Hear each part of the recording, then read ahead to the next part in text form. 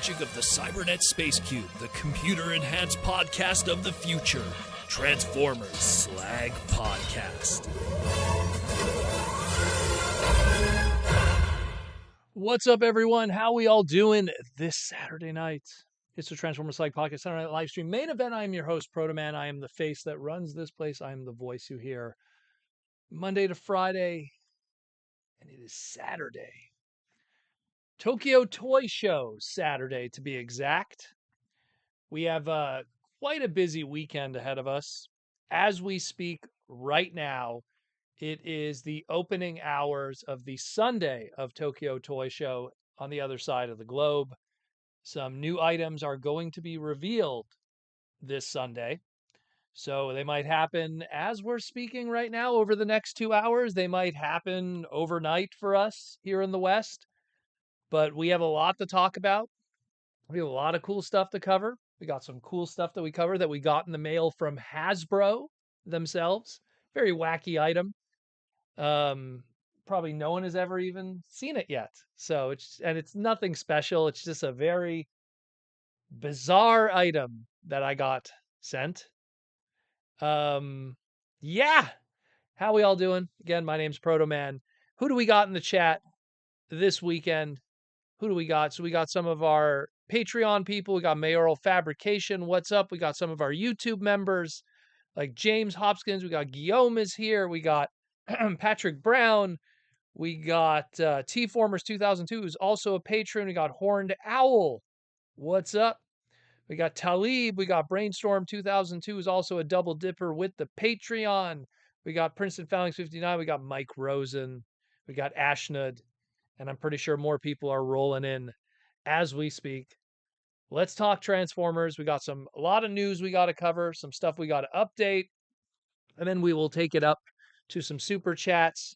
Check out the cool stuff that we got from the bros of the Has, and then some. And just enjoy this evening. What's up, Will Murphy? So let's jump into it. First, we're going to cover, this one. This one, I swear, sometimes I wonder about the fandom. We got Transformers Cyberworld. JT Prime 17 posted a bunch of retail listings found in the computer archives for this upcoming Cyberworld that was trademarked and registered just last week on the U.S. Trademark and Patent Office. I love how people have been asking me about this and asking me to give them all the information about this series, knowing perfectly well that this would get people in trouble. And they don't care. And then people message me in private and go, you could tell me. And these are people who are news people on the big websites. And they go, you could tell me, don't worry. It's like, guys, stop, stop. Just wait. That's all it is. This is a side series. This isn't something, there's something that's going to replace Earthspark after season 2. This is not it. This is something on the side. This is what Bots was, or Rescue Bots. I mean, when you had Transformers Prime and that Rescue Bots trademark would have came up, no one would have been saying, "Oh, Transformers Prime's canceled. Rescue Bots is the future." This is a side thing, has its own gimmicky price points with the cyber changers and the armor changers and all of that. It's just a little thing on the side, nothing to go too crazy about. But of course, forums be foruming. And, I hate to say it, but certain forums, if you really added up all the brain cells, you're in the double digits if you're lucky. So it is what it is. I don't want to throw shade, but sometimes the things I read, man, and it's just like, geez, have you guys not been paying attention up to this point? And you could see some guys, they've been on the forum since like 2012 or like 2010. They've been around for a while and they still haven't learned how the game works. I mean, come on, guys. Come on. You could do better than that. But yeah, this is again a new side sub brand, as Aaron Archer would put it, a segmentation of the Transformers brand. That's all it is. Something that'll be existing congruently in late 2024, early 2025, with the ending of Cyberverse into not Cyberverse, Earthspark into the new series, and that'll be that. What's up, Tom Laney? So just stay tuned for that gimmick line. It's not going to shake the world. In a lot of ways, you could probably look at what's going on here and figure out why it really exists. And that's trademark saving. That's protecting some IPs. That's really what it is. We haven't done anything with Scorponok. We haven't done anything with Mirage. Actually, they have, but they're just trying to do that more or less. You're going to see a lot of the weird names pop up here probably. We will see. But hey, Skybite, that's one that expired literally, I want to say like 3 months ago, and then was refreshed on the US Patent Trademark Office. And then, no surprise, now it pops up here. If you've been a fan of this podcast for a while and you understand how the game works on a business side, on a just the inside baseball of how the toy industry and most other industries work, you could see plain as day what's going on here, and we could all move on. And, it is what it is.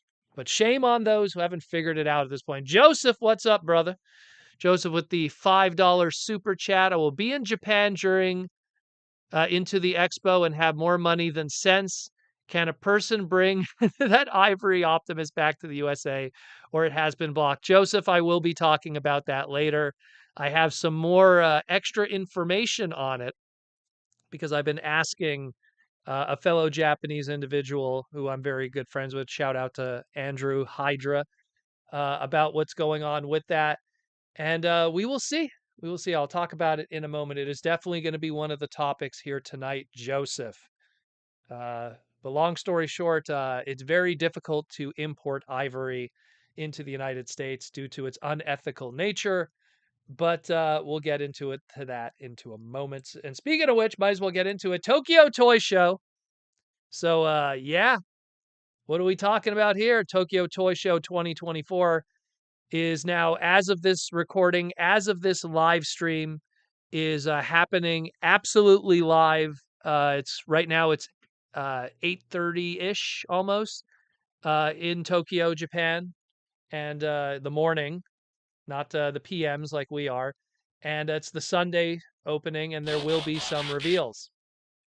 So, what do we got so far that we have? Well, of course, we had the Godzilla that we got to talk about, the Optimus Prime type MFS3 Kiryu, channeling that Mecha Godzilla. Again, this is based off of the Godzilla movie that came out in 2002, Godzilla Against Mecha Godzilla, that specific version that this is based on. So we will see what happens with that. Patrick Brown, yes, Skybite won the vote. He should get a Voyager release one day in the Generations line. I think that we're going to see a lot more Skybite. That's just a character that Hasbro enjoys pulling up every so often, so it will be pretty hype, Patrick. So don't worry about that. Then again, we got this Grimlock here that I'm kind of disappointed. I mean, they put the tooling into a new head to make it a Megatron type, if you will, because it's called Megatron type Godzilla. Um, I don't know. I feel that if they did just a little more new tooling, like just like the neck up, give a little bit more of that Godzilla fin action, new head sculpt, I think it would have went a long way. And you could have just kind of kept the Grimlock head and just painted it up as best you could to not make it look completely like a Grimlock. And yeah, but it's a shame because I mean, we would all would have loved like an amazing Godzilla collaboration, and maybe we will get another shot at it. I mean, we got more than one of Ghostbusters. We got plenty of Marvel. We got plenty of Star Wars. Maybe this won't be the only one, but I hope that this one being kind of a weak one, because they're both just pretty much straight up repaints with very little new tooling outside of the head just on the Godzilla one here. But I hope that these lead to at least somewhat decent sales and then could potentially lead to something later on of brand new stuff. We do not have an official release date yet. They just have 2025 on this. We don't have a price on these either, which is kind of like, ooh, okay. Um, this is part of their Synergex subline, which is pretty much Japan's collaborations. And we will see what pops with that ultimately in the end. A lot of good stuff. A lot of good stuff. Next up with Synergex, we also have this one here. Funny, this was actually, what's funny about this one? This was a Patreon listener question, I want to say a year or 2 years ago, where people were wondering, could we potentially get Zoids crossed over with Transformers? And I literally said in that Patreon thing, I said, Transformers and Zoids are practically almost in the same continuity, depending on how you twist it. They're both owned by Takara. They're both giant mecha stuff. There's more of a chance than anything of this happening. And they went one extra because this is a triple crossover, triple Synergex, because we got Transformers Zoids and we also have the Diaclone. We have Diaclone or Diaclone, or however you want to pronounce it. Diaclone would be the correct one. Attached with this, the Shield D Liger is also the alt mode. The promotional images that were used for this imply that it's Diaclone because of the drivers, even though there's drivers with Zoids to begin with, and it's compatible with Diaclone drivers. The Optimus is supposedly the movie 2007 Optimus, at least according to the promotional stuff associated with this. And of course, the Shield Liger from the original Chaos Century. Good old Zoids. Absolutely love it. If you have not watched Zoids, go find a way to watch it. Dub and or sub, uncensored if possible. Great stuff. Great model kits, great ingenuity, great designs, a lot of fun. Great music too. Fantastic music. Very excited about this one. But unfortunately, also no information right now. We just know 2025.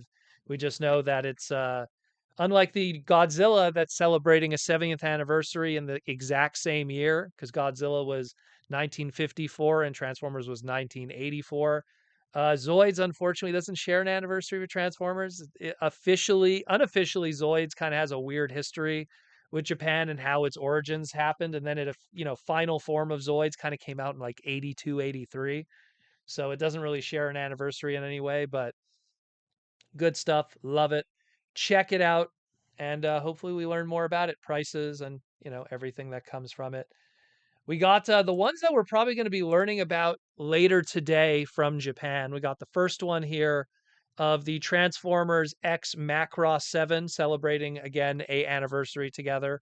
Macross 7 was 1994 and Transformers was 1984, so a 30th anniversary to a 40th anniversary. And from what the promotional video was teasing with this Macross 7 is that it's going to be the VF-19 Excalibur Custom, aka the Fire Valkyrie. Basura's transforming Valkyrie. Listen to his song.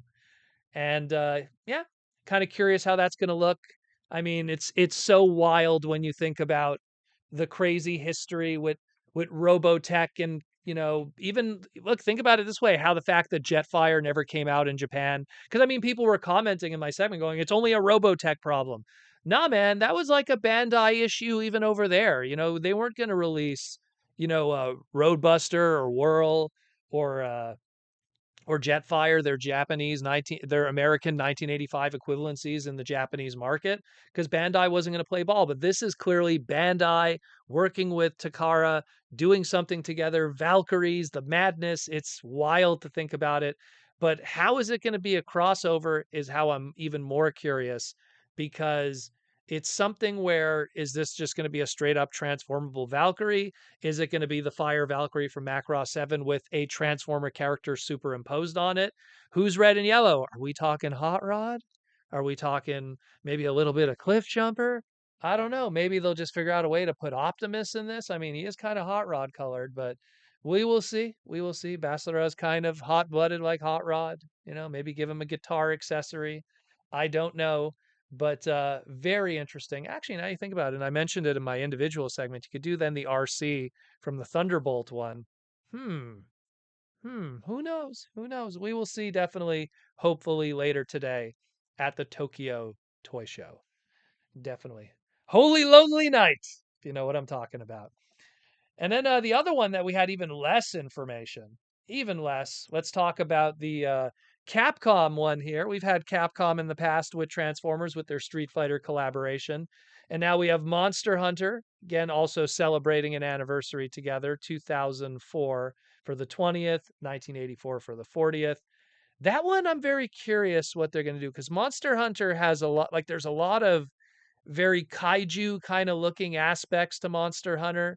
Are they going to do a transforming little cat people? That would be kind of cute, actually. But yeah, man.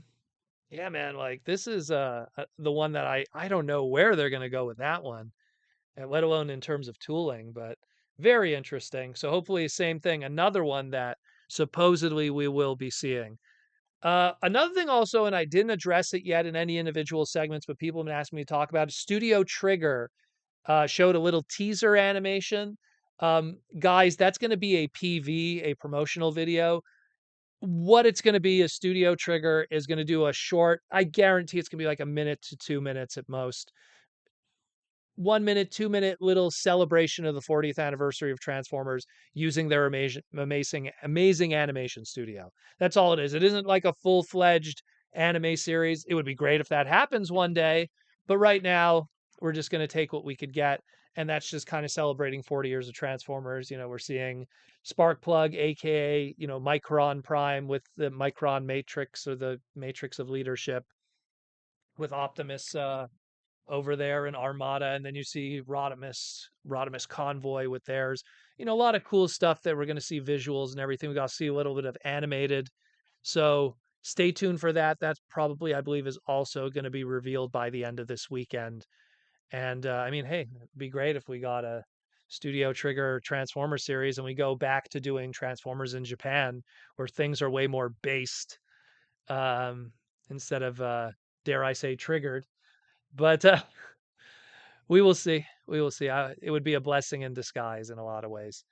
Uh, Next up from, again, Tokyo Toy Show, straight from the floor. Let's talk about MPG 14 God Bomber.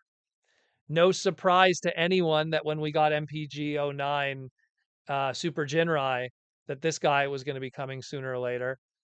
We didn't know how long, but yeah, he's here. He's looking good. He's very beefy. I love that they really kept a good amount of articulation, despite the fact that this guy is a parts former, and probably will be a parts former here too. Every incarnation of him, be it the original G1, the Kabaya kits in both eras, the Legends Sakamoto EX version, all of those were parts formers, and this is probably going to be the same thing if you stay true to it. But at the end of the day, he's probably going to be awesome. And it looks like it comes with 3 little Headmaster Jr. little statuette figures that might or might not fit in the chest. We have no information on this outside of a potential release date of June 2025. So you're going to get your Super Jinrai before the year is up in December of 2024. and then half a year later, you'll be able to get his combiner element. So that's pretty hype. I dig that a lot. I love Master Force. I know some people are like, "Oh, why do you like Master Force? How could that make your top 3, Proto Man?" Because it's so different, and it's doing Transformers and humans proper, like making you actually want to own human figures of these characters, as opposed to, I mean, how many people want like figures of Rad and Carlos, and Billy from Armada or something. But so yeah, pretty cool stuff. I like it a lot. We'll get more info hopefully in the future. I mean, the Super Jinrai was in that $300 range. I hope this isn't also the case. Uh, we will see. We will see. That's a tough one to kind of figure. Next up, we got the Dramatic Capture series. Its third incarnation now. And this one is another, no, it's the third, it's the fourth one now, actually. Hold on. It's the fourth one because we had the Arc one, we had the Decepticon one. No, it's actually the third. It's the third one. I'm trying to keep track of these, but it's pretty much Takara going, "Hey, Hasbro, we're going to use these molds like one last time and get one last squeeze out of that orange and make that juice." And we got the triple takeover one. When I initially recorded this, I was assuming, judging by the choices of characters, that it was 86 movie inspired because it had the Starscream with the pose here. But I mean, there is the season 2 episode. You guys are correct, of Triple Takeover that has those guys, but then it doesn't have the crown. So it's like and the whole Starscream kind of element there. So that's what kind of threw me. When I look at this, I think 86 movie, despite the title of this package. Maybe the title of the packaging is more to just say, well, yeah, it's triple takeover because that is when Starscream took over the Decepticons for a brief hot second. But yeah, there is an episode that features these 3 guys, just not with an armored King Starscream. At the end of the day, go check out my individual segment about these because I do side by side comparisons. What's up, Aaron? I do some side by side comparisons with the Siege versions or the Legacy versions of these to see what is different this time around. Is this worth it for you? Is this not worth it for you? Because these are 3 leader classes that are going to be in a box, which is probably going to be quite expensive. I mean, that Starscream, some people bought that on like mega clearance. The other 2 weren't exactly that difficult to get and actually came with more stuff. Now, granted, is the paint better across the 3 of them? Yeah, slightly. I will agree, especially the Astro Train. There is some really good alt mode elements to it. But will it be worth it for you to squeeze one last penny out of this, considering you know what's happening here? Hasbro's just going to do these guys all over again very soon for 86. So maybe not the Starscream, but definitely the other 2. So we'll see. We'll see. We'll see. But that's something that we'll cover definitely in the far-flung future. And much like what we saw with another guy we're going to be talking about in a moment, it really is in a lot of ways just taking those old molds from that more John Warden era and just kind of getting one last squeeze out of them before they retire them and do a whole new tooling of said trademark and character. And here's another one because, hey, why don't we take that leader class Earthrise Optimus that now is obsolete because of Studio Series 86 Supreme and, Commander, and just give it the old Robot Masters lucky draw treatment through Bump of Chicken, base convoy. Yeah, very wild, very non-symmetrical colors. How many times you have like an orange arm on one side, a blue arm on the other? I mean, it is all over the place. We don't know how this is going to be distributed. If it's anything like the Bump on Chicken Bumblebee that we got back in 2015, it's probably going to be a concert exclusive with a limited run online for purchase. But if you do want to have the most wackiest convoy of them all, which I really feel this is like just a throwback to the old robot here, a Robot Masters version. Yeah, check it out. Bump on Chicken even has a unique colored matrix in blue. A lot of wacky stuff here. Don't have any information outside of it right now. Very weird. Very, very, very weird. Then we got a listing, again, another JT Prime here. We got the Transformers Generation Studio Series Deluxe Class TF1 Elita 1. Now confirmed that we will be getting Elita 1 in Deluxe Class. Probably not a surprise to any of us, if anything. But she was one of the few characters that unfortunately probably had the weakest amount of toys up to this point. Really, just kind of had the gimmick, had a Burger King toy, and then a really garbagey kind of Rock'em Sock'em robot gimmick toy. So it's nice to see her get something half decent, and it's going to be in that Studio Series nature, and will be pretty cool because we didn't really even get to see that alt mode that much in the movie. You do get to see it, but I mean, the focus really is on Optimus and Megatron and Bumblebee. She's kicking more butt in robot mode in a lot of ways, but fantastic stuff. I want to get those four. Movie is amazing, and I heavily suggest anyone who is even slightly hesitant go check out Transformers 1 when the opportunity presents themselves in mid to late September. So, really cool stuff. Let's cover another one here. Sorry, I just got a message on my phone. We also got, and this was the one that Joseph was talking about, and it's this guy here, the Manju Natsuke Komboy, aka Optimus Prime. So again, don't quote me on this, but like I said in my individual segment, this thing is $4,500. 660,000 yen translates to 4,500 bucks more or less. In order for that to be that much, there has to be a few factors here. Again, Manju Netsukes are made out of ivory. I understand that ivory is illegal for importation in the United States, and that actually might explain more why this is made for order. You can't order it online. You have to be in person at the TF Expo to order it as, I guess, a Japanese citizen. So maybe that's the only reason why this is so difficult to get, why it's so expensive. It's just an assumption. So pretty wild. Pretty wild, this. I mean, I really hope it's not just like, because let's be real. A Manju is like as thin and like, we got here a Aaron Archer era Cosmos and like, you know, transform it quickly. Um, Kind of just transforms in a lot of ways. I'm not going to put up the head, but you know, let's be real here. So we're not talking complex transformation. So it's something where, and again, a Manju or Manju Netsuke is going to be probably just as big as this, if not smaller, because it has to be on the belt of the Obi. So I don't know, man. For it to be that price, Ivory has to be involved in it somehow.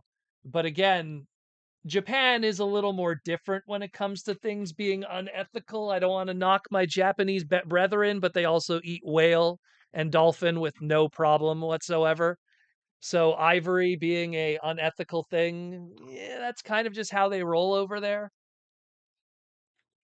And they still to this day make Netsuke out of ivory. So we will see. We will see. It's a tough one to figure out. Will it ever be in our collections? No. Will it ever be on our radar? No. The 50 or so rich Japanese businessmen that actually will care about this will lead to the 50 of these that'll exist because these, again, are made to order. So if there's 50 that are ordered, that's only 50 that'll be made. They're probably going to be handmade. What a weird thing. What a very weird thing. But we will see. Patrick Brown, is it possible the price communication was an error and it's only like 450? It's possible. But even at 450, we're talking about Super Jinrai just 5 seconds ago. That's a marvel of engineering. So even 450? But here's the thing, the number that I'm getting is from the TF Expo website. Go to TF Expo's website, go to their merch section. It's the third tab on TF Expo's website for the museum event. On the third tab, scroll all the way down. That's a lot of zeros. 660,000. 660,000 yen. It's 4,500. Unless my eyeballs are broken, or the website's broken, or someone made a typo. My goodness. And even if it's a typo, let's say it's 1 0 less, that's still $450. Where does that come from? That still means it's handmade, made to order, and maybe, just maybe, again, don't quote me on it, but maybe might involve ivory. Just maybe. Who knows? But very bizarre. Probably the most Japanese thing of all our little synergics, crossovers we've had yet. This is definitely the most Japanese. The fact that I had to do practically 2 different Japanese historical lessons in that one segment with the Roddy also, which we'll get into. It's wild. It's very, very wild, you know? But it's very, very crazy. And again, like there's other stuff too. Like here's all the other stuff that you know, the TF Expo will have all kinds of other exclusive items. They have some really cool standee acrylic figures there of both Beast Wars and Generation 1 86. So that's like, Transformers 2010. That's Hot Rod and Rodimus. Gonna try to figure out a way to pick up those. Usually, I think BBTS gets their hands on a few of them. But the Roddies are there too. We talked about them and their history and the crossover and all of that. A lot of wacky stuff. A lot of wacky stuff. I'm probably going to do maybe an individual segment on this because there's a lot more that's going to be revealed over the next 24 hours or so. So we will see. Very wild stuff here. But again, Japan, what do you want, man? What do you want? And imagine we're not even done with the wild stuff because I can't wait to show you what I got from Hasbro sent to me. Um, but yeah, so that's it more or less for the news. Again, as we speak right now, the doors are opening up for Tokyo Toy Show for their Sunday. And we're going to be getting some new images and everything. Probably won't talk about it tomorrow, but on Monday, we'll have the new photos, new updates, and everything. And we'll get into it like we always do. If you're not already subscribing, come on, guys, what are you doing? But yeah, so let's do our sponsors, and then we'll get into some cool stuff that we got here or there. And yeah, and then we'll just take super chats from our beautiful people here this evening and just relax and take it cool. Why lag? Why? I want to see Hasbro Takara executives wearing this. Well, I'm pretty sure there's executives that probably wouldn't pay that kind of crazy money, but you never know. You never know. You never know. Let's get into sponsorship. So, Symbiote Studios, today I'm rocking their Starscream crossover with Catnip Bravo. Actually, speaking of Catnip Bravo, hey, Butters. He's chilling over there.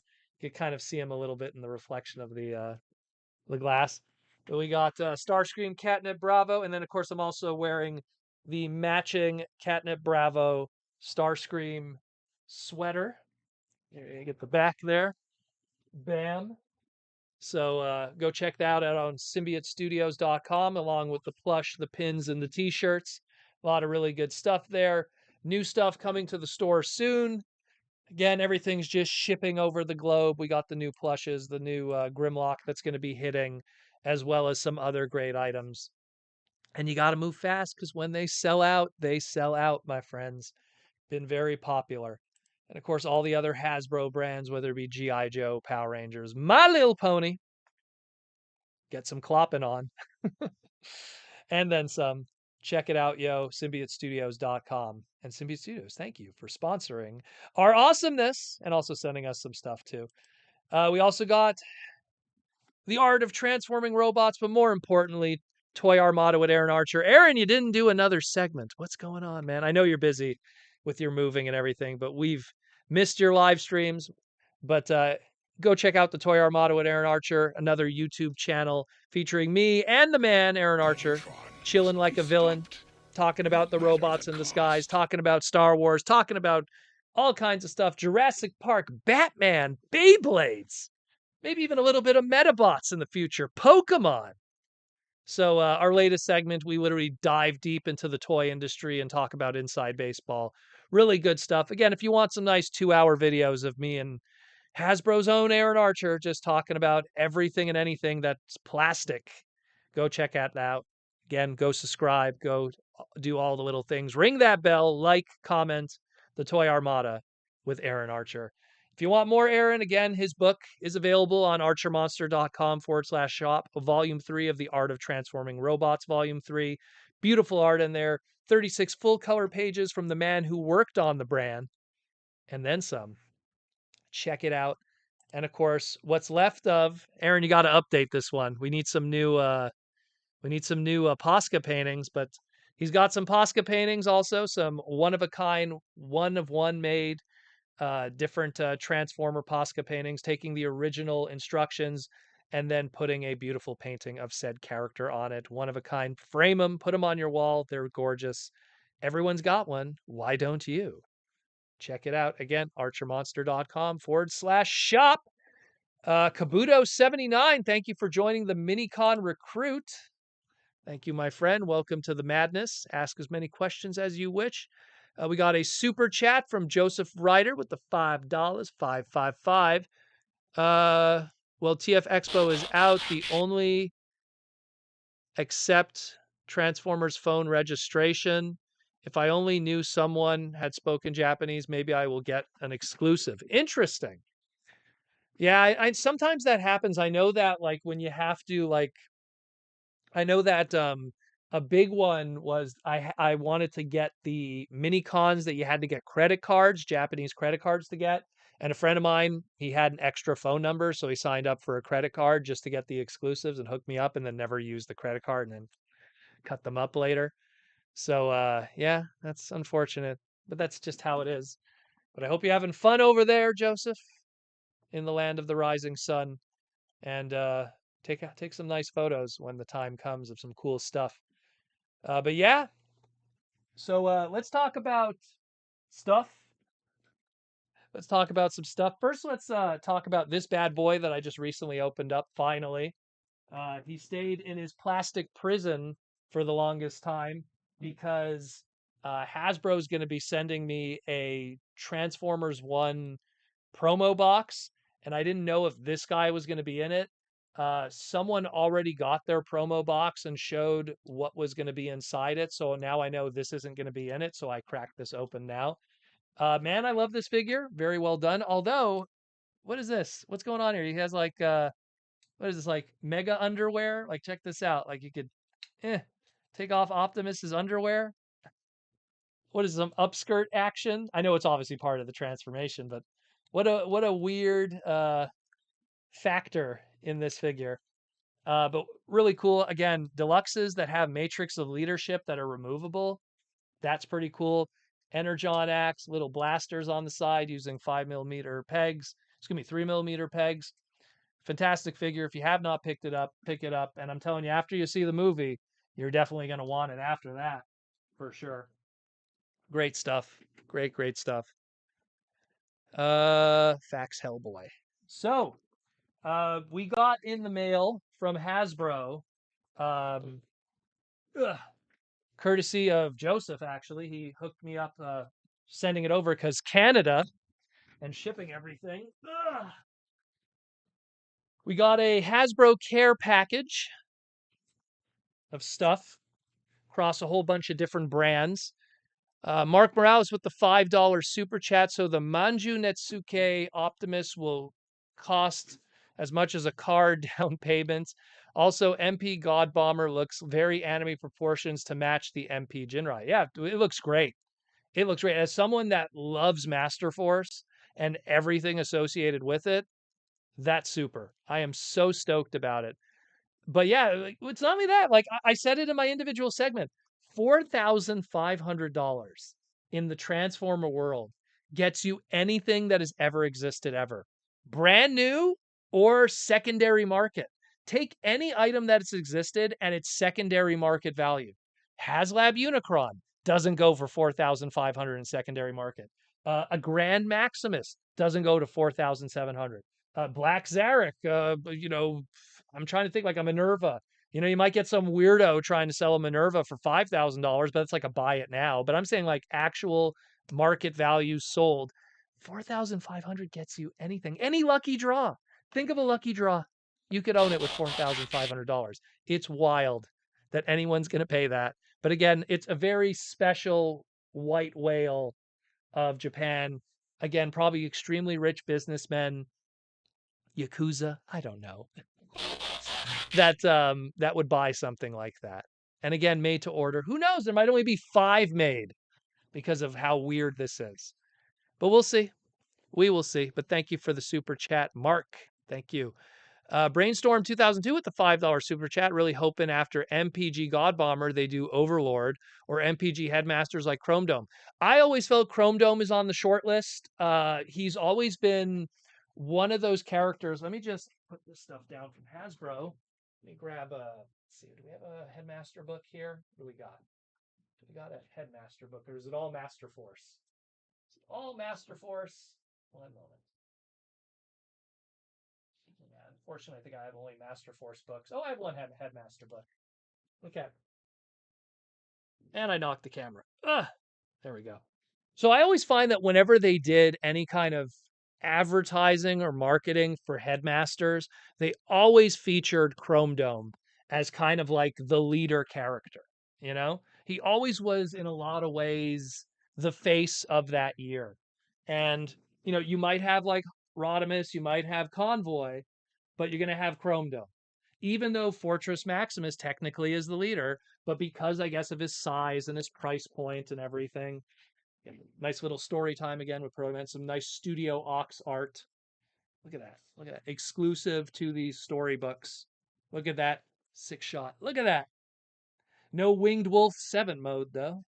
Winged Wolf. What do we got here? Oh, it's all falling apart. Look at that. Beautiful. Studio Ox. Obadi-san. Great stuff again.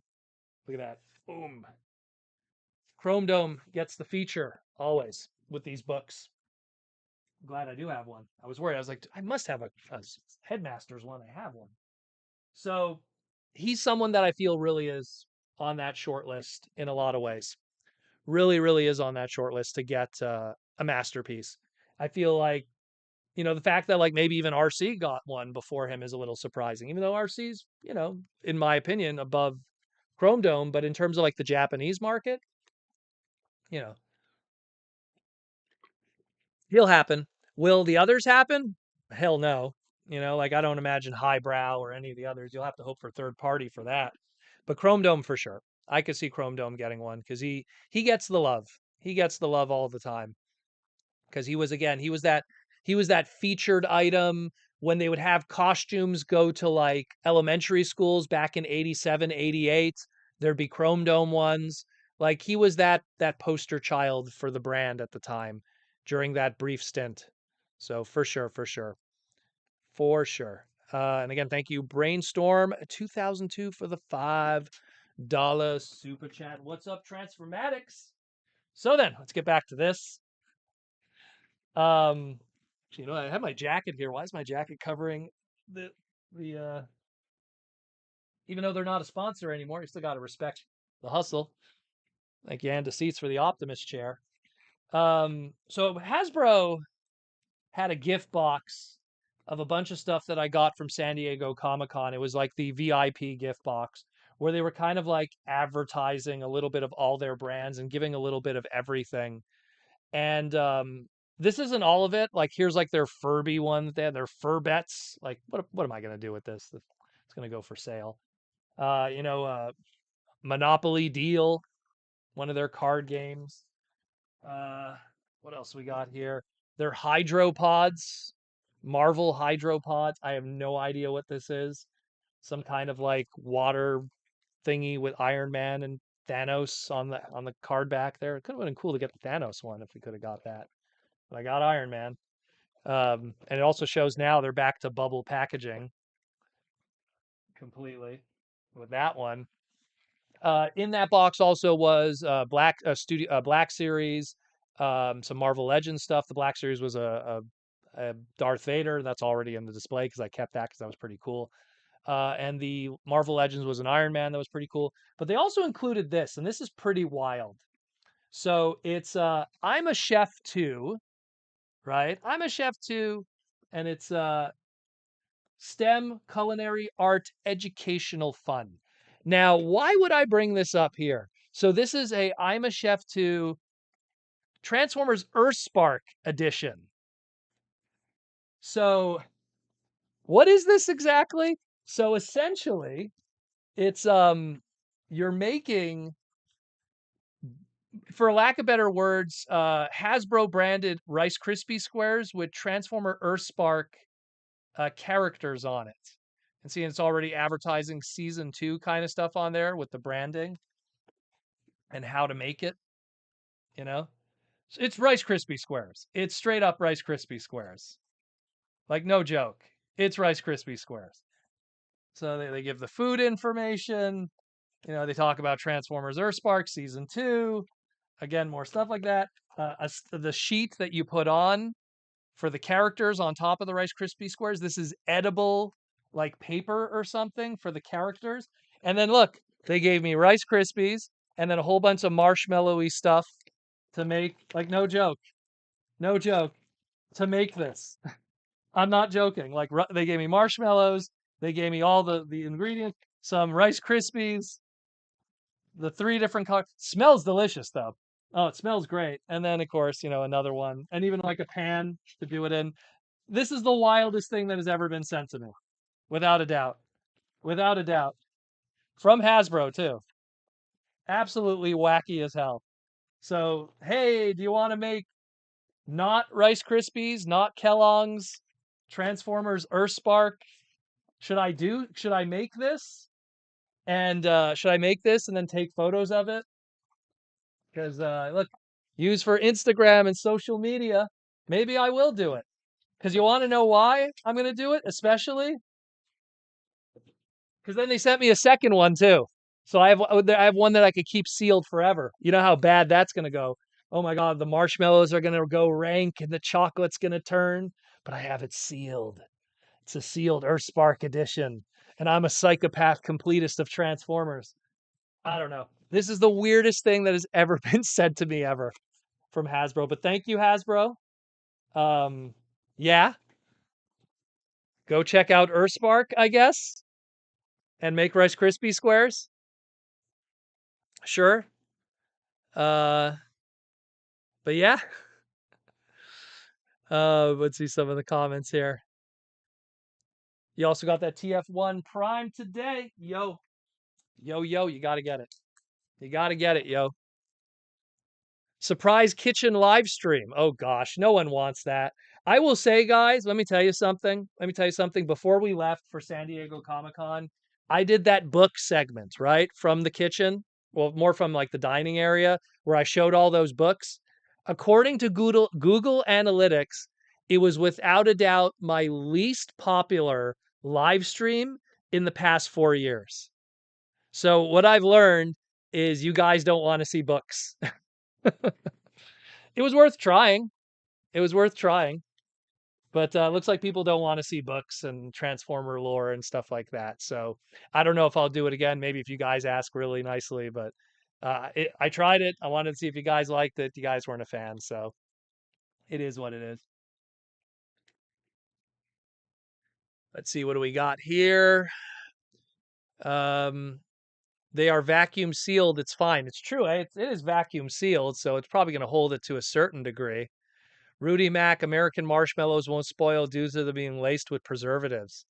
You do bring up a good point. You do bring up a really good point. When I worked at Burger King, none of the bread would ever go bad. And we would have the bread sometimes for a year. So no surprise there.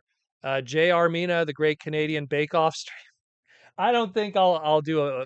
It's more. Look, I've made Rice Krispie squares in the past. It takes like half an hour to an hour to make at most. And then you have to let it sit for a bit. And then I got to put this edible paper on it, which I really don't want to eat edible paper. But not to mention, I don't know. Does it have the ingredients? Let me check something. Let me see all the paper that's included here. So, again, the promo, go check out Earthspark, action comedy. And then here's what they'll look like in the end. They even show you how do you make your own cyber sleeve. Take a screenshot of that if you want. How to make your own cyber sleeve. Be like one of the kids in the show before it gets canceled. Yeah, it's interesting. They don't put any of the ingredients that are in this, just how to make it. Fascinating. It says here it only takes 20 minutes. It takes more than 20 minutes. Oh, mind you, maybe if you put it in the fridge, I guess so. Yeah, it cools it down. I'm a chef too. Very wild. Very wild. See, the only thing is we have a food and safety card, but it doesn't actually say what's in it. It just says like if you're allergic to sesame seeds, wheat, eggs, peanuts, tree nuts, soybean, milk, or robots from the planet Cybertron. It will kill you. It will kill you. Very wild. Very, very wild.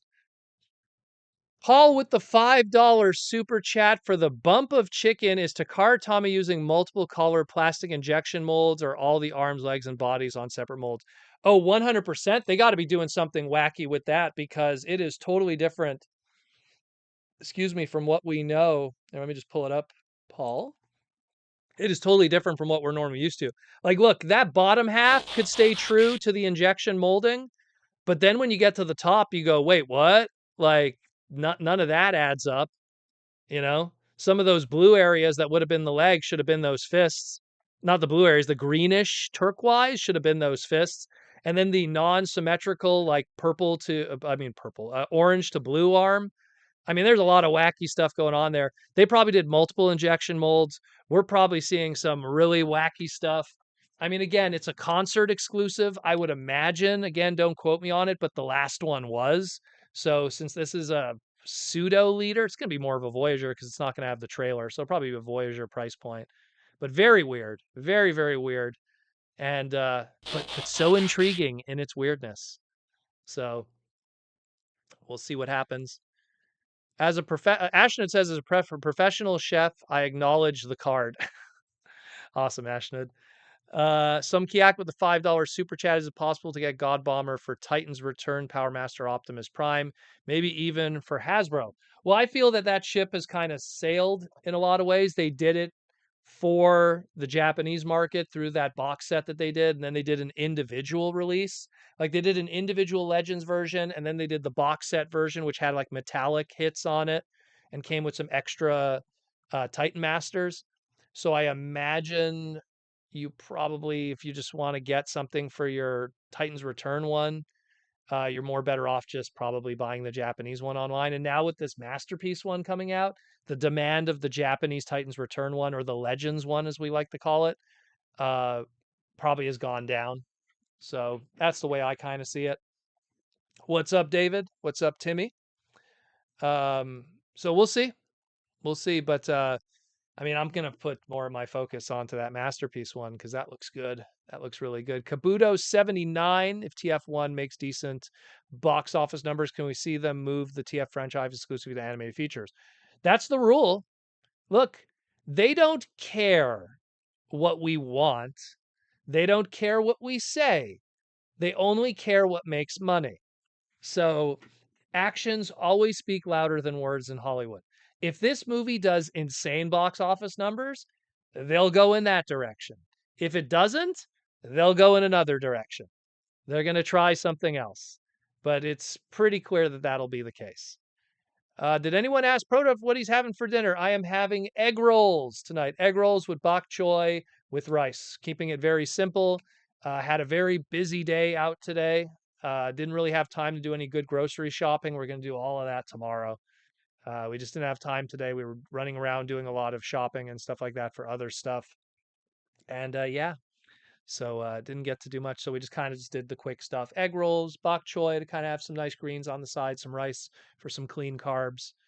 And that's it. A little bit of orange juice on the side just to give you a hit of vitamin C. Good stuff otherwise. But that's pretty much what I'm going to be having for dinner tonight. And I don't know, not so much the Rice Krispies though. We'll see with that.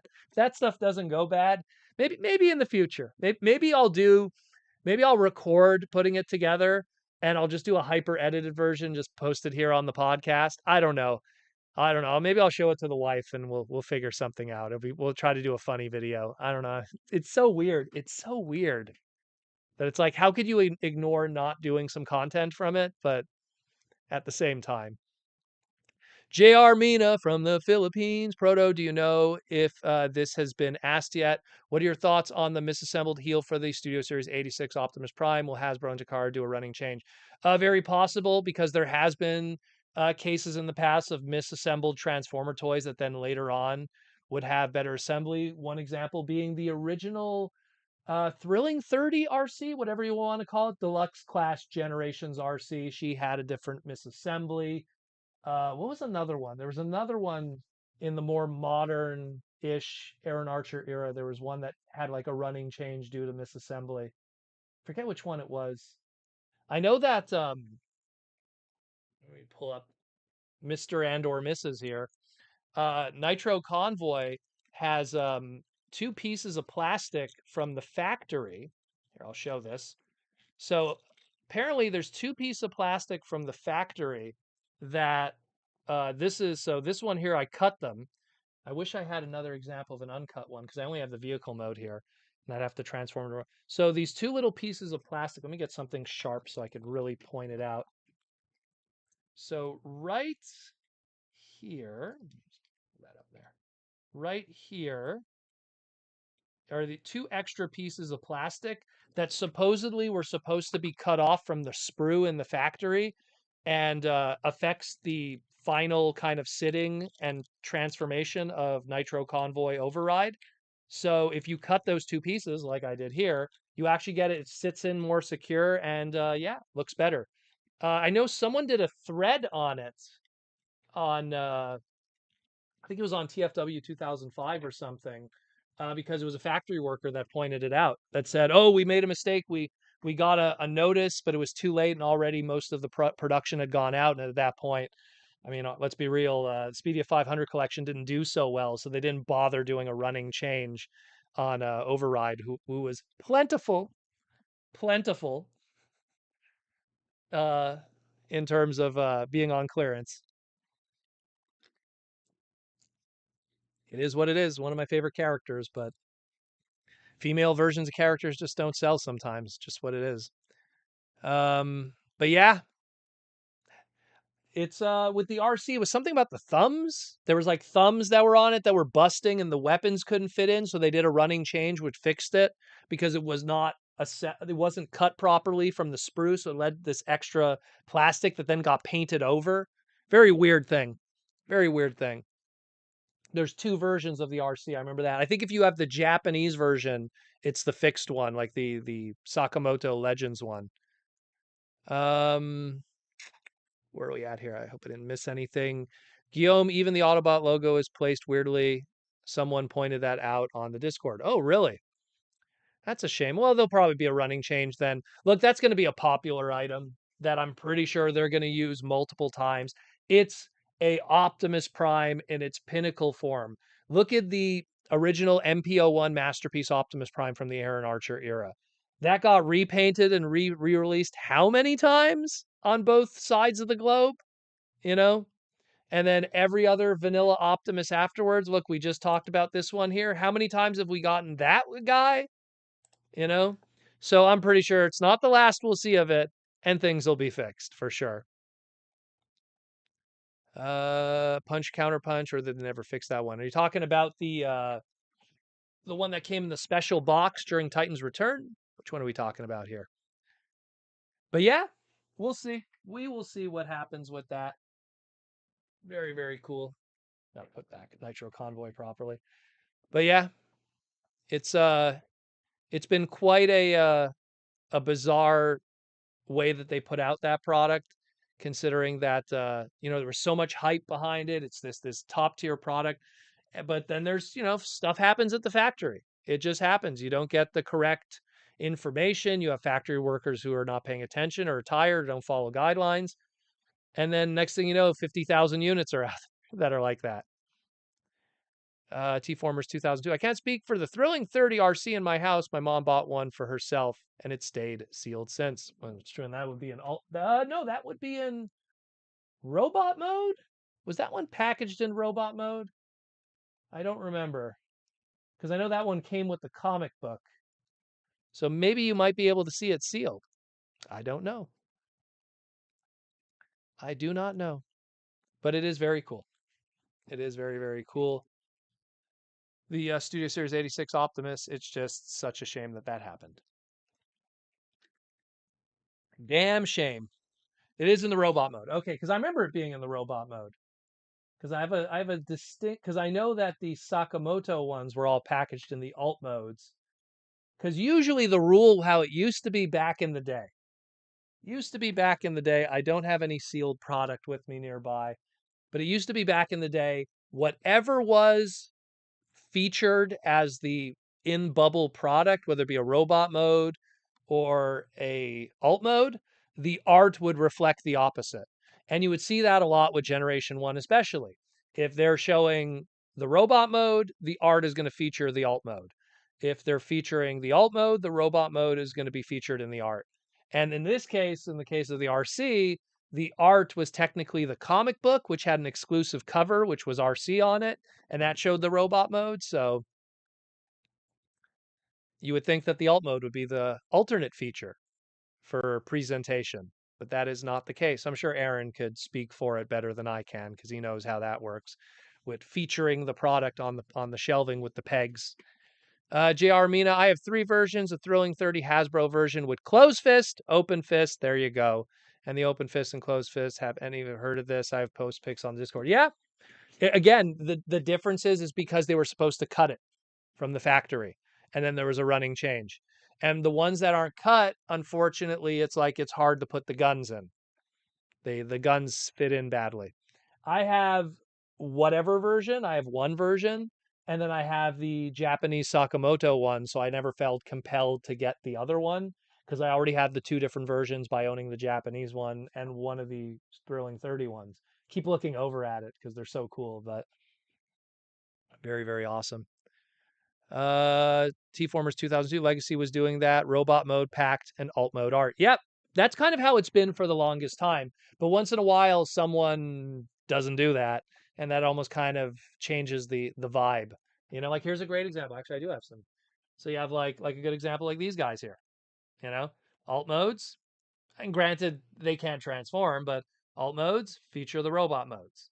You know, it's kind of how it is. You know, it's always how it's been. Always how it's been for the longest time. For the longest time. And again, you get cool art. You get cool art. When you got a closed box, then that's a different story. You know, then you're just featuring on the back and everything. Mind you, this was a Hasbro PulseCon exclusive, so kind of a different animal. It's not going to be on shelving outside of maybe a GameStop or something, but I love this. This was so cool. Hotorodo in a different skin in a lot of ways. Brainstorm 2002, my Studio Series 86 cup can't hold his Energon canteen for some reason. I bought him sealed. That sucks. I have both versions. I have the Studio Series 86 and the Buzzworthy Bumblebee. I don't know if there's a big difference between them in terms of tooling. But yeah. Where are we at? Where are we at? What's up, Larry? Guillaume, did your Hollywood bots in the did the Hot Wheels bots in the wild yet? No, I did not find those yet. Every time I go to Walmart, I check the Hot Wheels section, both the individuals and the big rigs, or the fleets as they're called, the trucks, hoping to see maybe the Optimus too. Nothing. Nothing. But unfortunately, I'm also looking at Hot Wheels in areas that if the Hot Wheels scalpers would exist, oh, they'd be there. They would be there for sure. So I live in a very busy Walmart. So if it was there, it wouldn't have been there for long. So would not have been there for long. I would love to track one down. I'm pretty sure as time progresses and the heat and the hype is gone, I might get an opportunity probably to get one. Look, I'm willing to pay like $5 from its $1.18 or $1.98 value. I'll pay $5, but not more than that. Um, let's see. I just picked that off of Hasbro for $18. Picked what up off of Hasbro? Picked what up off of Hasbro? The madness. But yeah, a lot of crazy stuff though. A lot of crazy stuff going on again as we speak right now. The craziness that's happening in Japan, the Tokyo Toy Show, all the goodness. James Hopkins, yeah, I have yet to see any Hot Wheels Transformer crossovers yet. I've seen all the Tech Deck ones though. I saw the Tech Deck Marvel ones, the whatever you call them there, the skate editions. So Hot Wheels skate. I saw the Marvel ones with the Marvel shoes, but I have not seen the Transformer ones yet. Have not seen those yet. Very excited about getting those. I just want to get. I want to get like the Optimus, and I want to get the Soundwave because those actually look nice. Those actually look pretty decent. Um, the Hot Shot. Okay, James. Now I got you. Brainstorm 2002. Since TF1 Prime is a deluxe, when was the last time we had a deluxe Prime? Probably very recently, because I'm pretty sure there was a deluxe-ish scale Prime from Rise of the Beast.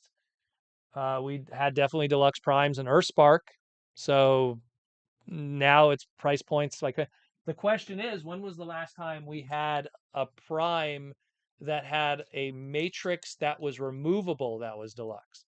Because like Cyberverse gave us an Optimus Prime that had a matrix in it, but it wasn't removable, it was just sculpted in. So this is the first time that we've had a deluxe. I think the smallest Optimus that had a removable matrix that was in a Western price point might have been, and correct me if I'm wrong, I think it was Battle Blades movie Optimus from 2009, 2010. That was a Voyager class. So I think that was like the smallest price point. I think that was the smallest one. Where are we at here? David Cabal with the $2 super chat. How you doing, David? Always glad to see you, brother. Proto, were you a fan of Shaman King? I never saw Shaman King. It was on Fox, I believe. What was that, like 2002, 2003? I never caught an episode of it.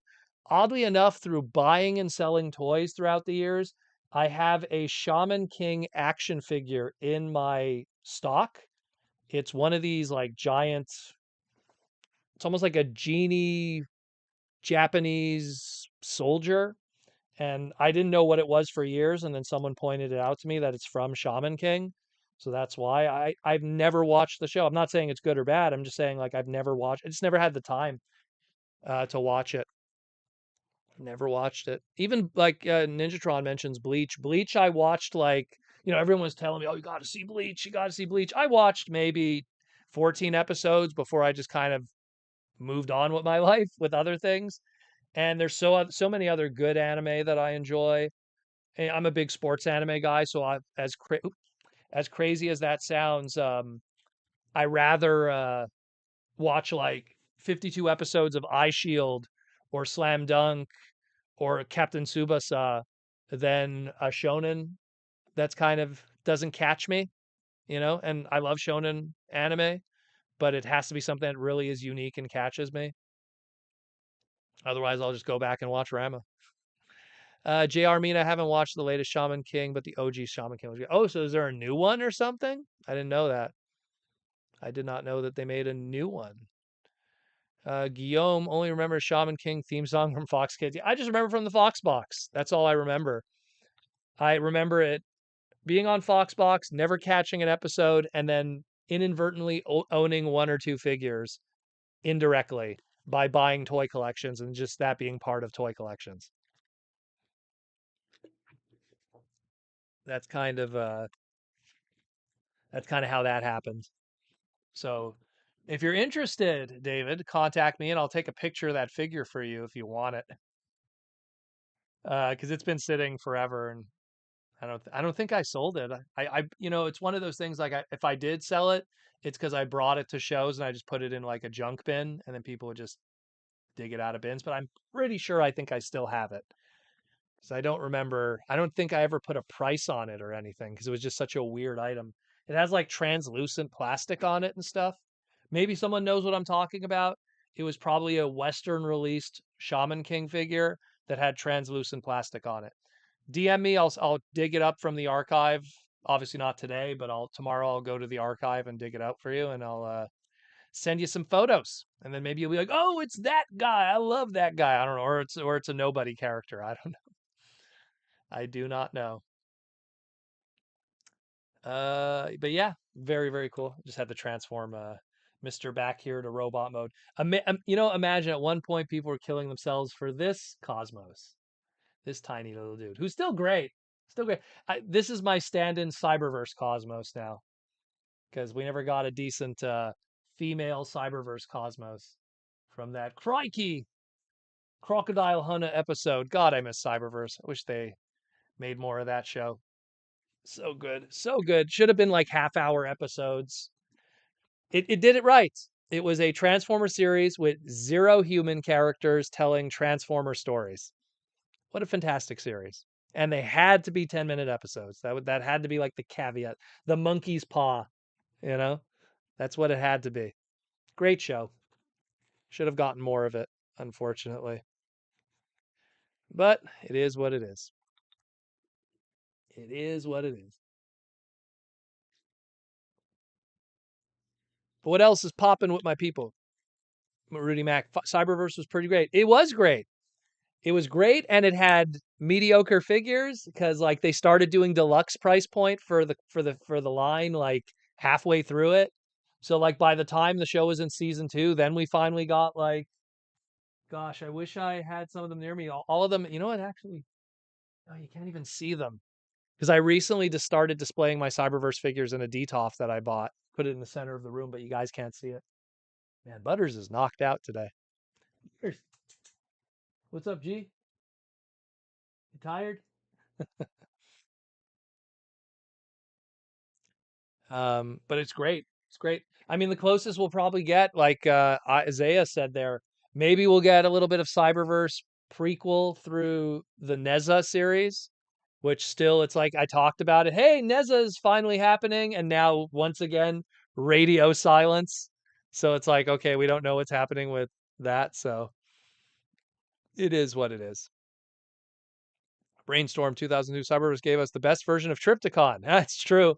That was a really good, and it's a shame because that would have been a great excuse for Hasbro to put out a Triptychon figure that didn't have to be like crazy huge. They could have done like a Voyager to like, well, whatever they called, I forget what the price, I think it was called Ultimate Scale, which was like their cheap price point leader class. They could have done like Ultimate Scale Triptychon, cheap gimmick, hollow plastic, and then you could have had the trademark out there and it would have kept you busy for another 4 years. Like they could have totally done it, but unfortunately Triptychon showed up at that like the season 4 end of episodes, which is a shame. I missed that series. No, he's not sick. He's just really tired. You know what happens when I'm gone for the whole day and then I come home? He gets all like happy when I come home. And then what's the first thing he is? Because he's a cat. He asks for food. You give him food. And then what's the next thing? He knocks out. And I was gone all day. Guys, I came home like 5:36. I came home around like 6 o'clock right away. Got a little food in my system just to hold me over. Worked on the slides for the live stream tonight. And then we went live. We're usually on Saturdays. I just kind of do grocery shopping and come home right away and just chill until it's time to rock and roll. Maybe I'll do a couple little bit of shopping here and there. But today, man, I had to hit my comic store because he was doing a whole sale on a whole bunch of necessities like bags and boards and everything. And I'm like, oh man, I'm gonna go get me some cheap bags and boards because I always need those. So, Butters, wanna come on? People wonder where you are. Nah, he's sleeping. He's tired. Brother is tired. Let me try to turn the camera a little bit. There he is. There he is chilling. Look at him. I don't want to mess with the camera though, unfortunately. If I mess with it too much, it gets messed up. He's just sleeping on top. That's where he sleeps, by the way. And that's why, like, when you see sometimes his reflection in the glass here, you know, that's where he sleeps. He sleeps on top of the couch. I put like a whole bunch of white towels on top of my nice couch so that if when he scratches his nails, he doesn't destroy it. And because he's white fur, white towel. So if I put a black towel, it'd just be white fur everywhere. But he doesn't shed that much. He's a good cat. He's a good cat. And even it's funny too because if you even look like there's Snake Eyes over there, and Snake Eyes is like all black fluff. So not too bad. Not too bad because he's chilling. Hey, the catnip. The cat is with the plush. He's just chilling over there. Number one cat. I've had like 16, 17 cats in my life because I lived in a zoo practically. And that is one of the smartest cats I've ever had, man. Incredible. Incredible. Where we at with the super chats? Kabuto says, as a Western fan, I want to give sorry. As a Western fan, I want to give us the Generations treatment of Wild Wheel. Oh my God, yeah. You know what? And that's the funny thing. The very last video I ever did on my old channel, my old YouTube channel, Proto Retro, was YouTube messaged me and they said, hey, you haven't done a video in 2 years. Can you do a video on your channel to keep the partnership going? And I was like, fine. And I did a review of Wild Wheel, and it was that terrible hollow light up. I think it was called sound action Wild Wheel, where if you yell at the figure, the light glows wider. It was so weird. All those gimmicks, all those silly gimmicks. So very, very weird. Um, but yeah, Brainstorm 2002. I recently ordered some vintage Marvel Headmaster miniseries comics from for $25. Oh, the so fun fact with that, the Marvel Headmasters miniseries is technically the first appearance and first issue of Hot Rod. If you want to be technical, his first cover appearance was issue number 4 with, and see, that's another funny thing. It's supposed to be Firebolt, but he's called Sparks in the comic. So with his Target Master Firebolt, but called Sparks. His first cover appearance is issue number 4. His first comic book appearance is issue number 1. So you technically own some key issues in Transformers lore in that of the Headmasters miniseries. And what's cool about it was when that miniseries came out, they changed the logo. Wish I had something close by to show you. They changed the logo in the corner. Marvel always has a little logo in the corner next to the Marvel logo in the top left. So they made it the Headmaster Fortress Maximus ripping his head off logo. So that's pretty cool. That's a great price for $25 though. Those are great books. Great little books at TFCon Toronto. I don't want to know if he wants his name to be shout out, but there was a really good dealer there who had a whole bunch of the Marvel books for sale and had some really good prices. Really, really good prices. And unfortunately, nothing that I needed, but I remember I was going through it and going like, oh, damn. You know, number 2 and number 3, first appearance of Spider-Man in the Transformer books, the black costume, $5, great condition. That's a steal. $5 Canadian. Great stuff. I'm sure someone must have cleared out that whole long box. He had really good stuff there. Really, really good stuff. But yeah, how much time we got? We got half an hour left on the live stream, so we'll get a few more super chats in.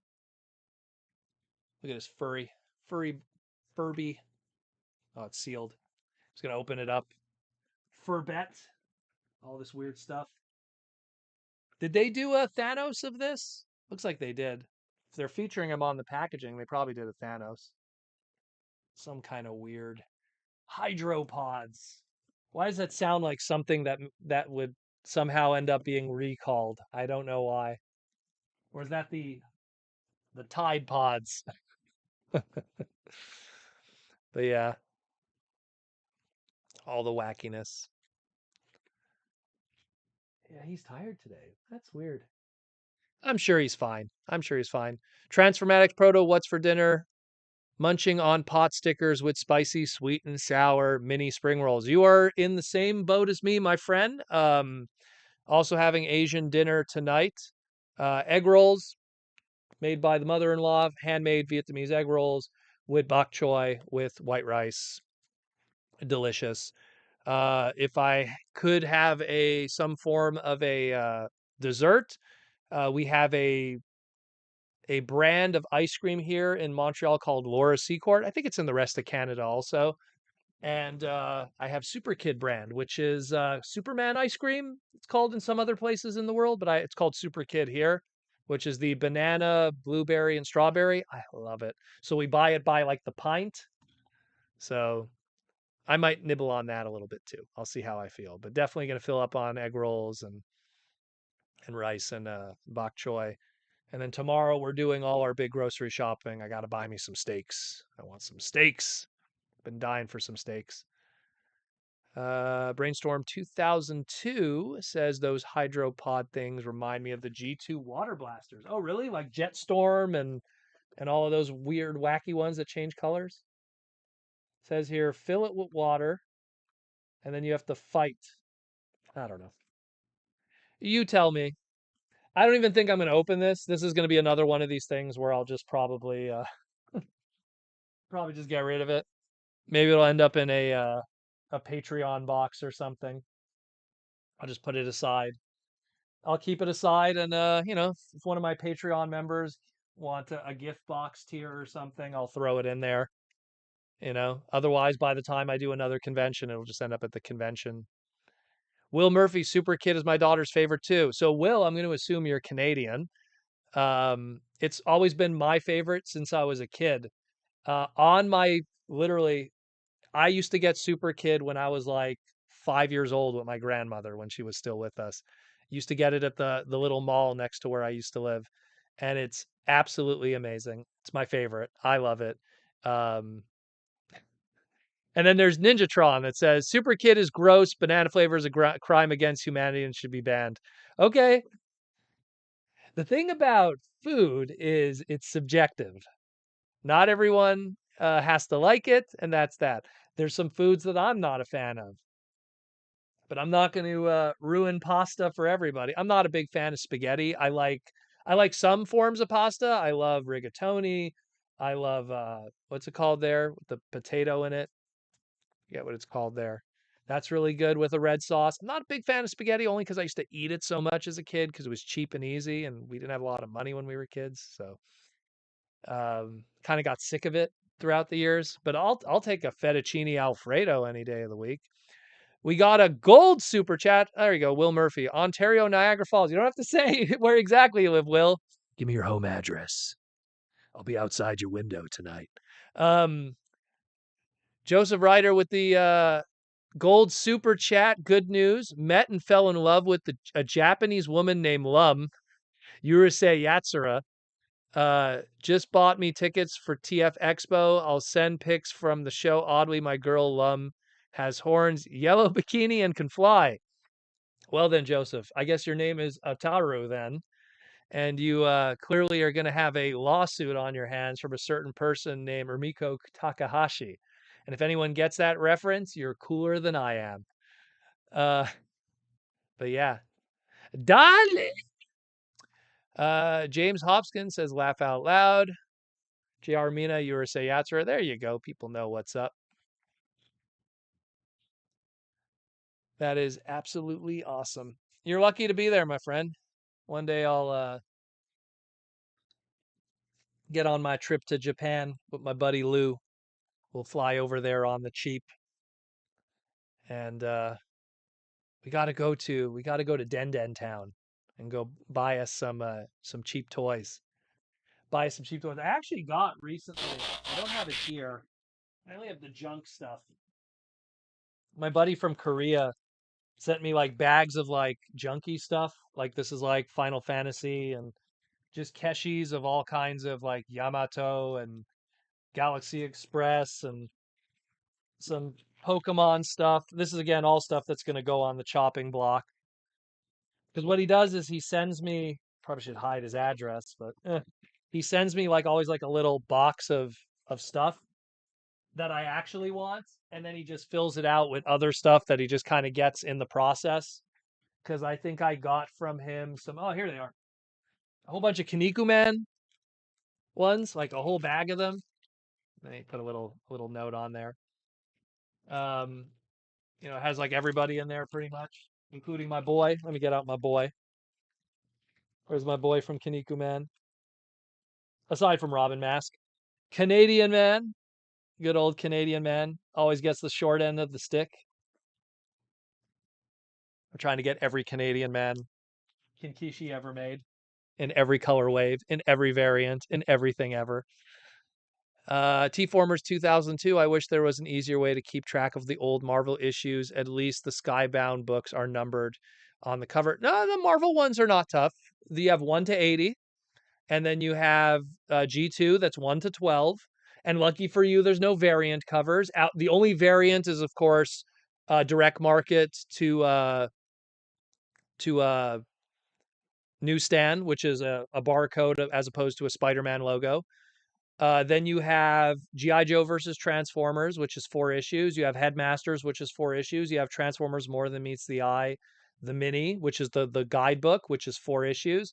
And then you have Transformers the movie, the adaptation, that's 4 issues. And I think I named every single Marvel book outside of the UK stuff. This is just Western market. And they're all 1 to 4, numbered pretty easily. No variant covers, no nothing. Again, outside of just if you're going crazy about the variation of newsstand to direct market. But yeah, pretty easy to keep track of. I think everything that came after Dreamwave moving forward with the millions of variant covers and retailer incentives and con exclusive covers. And like, oh, here's this one exclusive. This is Silver Snail exclusive cover. And this is, San Diego Comic Con exclusive cover. And this retailer incentive that you have to buy like 10 copies to get this one issue. So, David Cabal, I've been watching Ultimate Muscle. Ultimate Muscle's great. You could even watch the uncensored version on suggestive websites. But yeah, it's all out there. Kinnikuman Nisei, love it. Kabuto, I think they called it Muscle Men in Germany in the 80s. It was called Muscle. We used to have Kinnikuman here in Quebec also. It played in French. It was called Musculman, which is Muscle Man. Muscu Man, Muscu Man. You can actually find the intro on YouTube. You can find the French version. They only played the literally up until the Chojin Crown, the first Chojin Crown battle, and then that was it. It was like I think 28 episodes, and then they never played anymore, unfortunately. But I had muscles growing up as toys, and I got to see the fiction in French. That was the one benefit of living in a French province, is that a lot of anime was played on the French channels translated. Always ahead of the curve. Uh, where are we at? I don't want to lose anything. T-Formers 2002, trying to keep track of which issues. I just need to remember the covers. I also compare which ones I still need. Well, just do what I do, brother. Where's my phone? Like literally, I'll even show you right now. I use I use Notes, and then literally, this is like my checklists for like comic stuff. Huntress books, Batman books, Silver Sable books, and then all the numbers, you know, and I update it all the time. Update it all the time.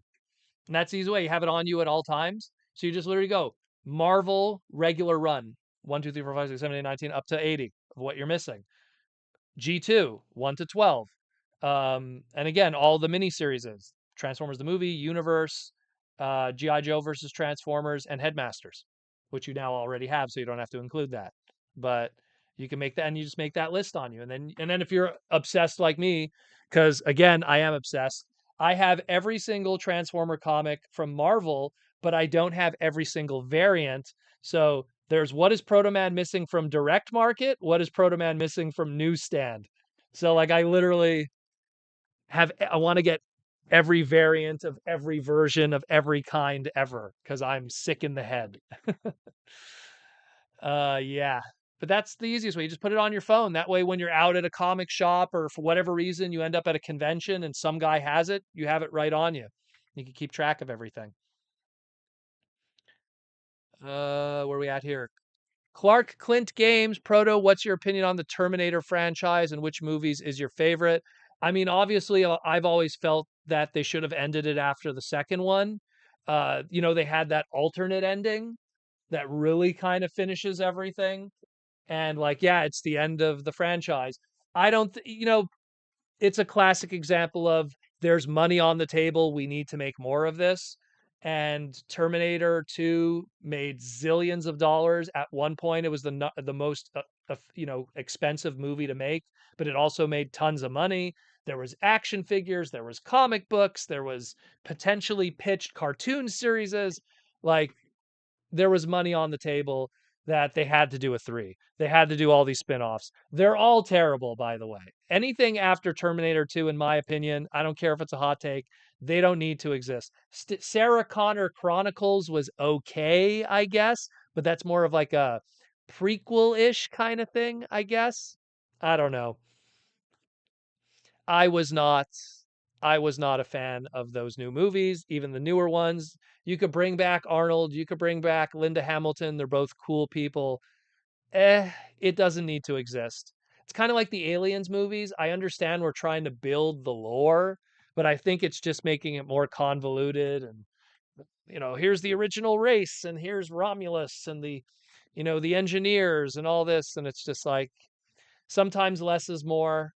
Sometimes you don't need to milk a franchise to the point that it's a shell of its former self, and you get all these directors that have their own vision that's very different from the original, so it feels different and it isn't right. I mean, you could make fun of the prequels of Star Wars, but it still was George. Granted, it didn't have his wife's involvement and some of the other important heads that made the original trilogy great, but at least the vibe was still there, you know, even if they weren't the best movies. So I don't know. One and two. Two is the best. One is pretty good too. One is an amazing movie that was made on like $5. That movie was thrown together in 5 seconds and is a credit to James Cameron's ability to make a movie with practically nothing, guerrilla style. And then three is garbage, four is garbage, five is garbage, six is garbage, seven is garbage. Those movies don't need to exist. They don't. You want more Terminator? Go read the Dark Horse comics that came out in the 80s. Terminator versus Robocop, Terminator versus Predator, the standalone Terminator books. Go read those. Those are way better. And they don't insult everything that exists before that just to make a buck. T-Formers 2002 with the $5 super chat. I'm saying that the issues aren't numbered on the cover, so I would need to have pictures of the covers too. Oh, I see what you mean. Well, they're numbered on the front. It's just, yeah, the covers don't have the numbers themselves. Well, yeah, I don't wait. They are numbered on the cover though. That's the thing. The if you own the book, if you have the book physically in front of you, it has the number in the top left. Am I missing something here? And there is no variance with the Marvel books. So that's easy for you right there. Makes life easier. Makes life easier.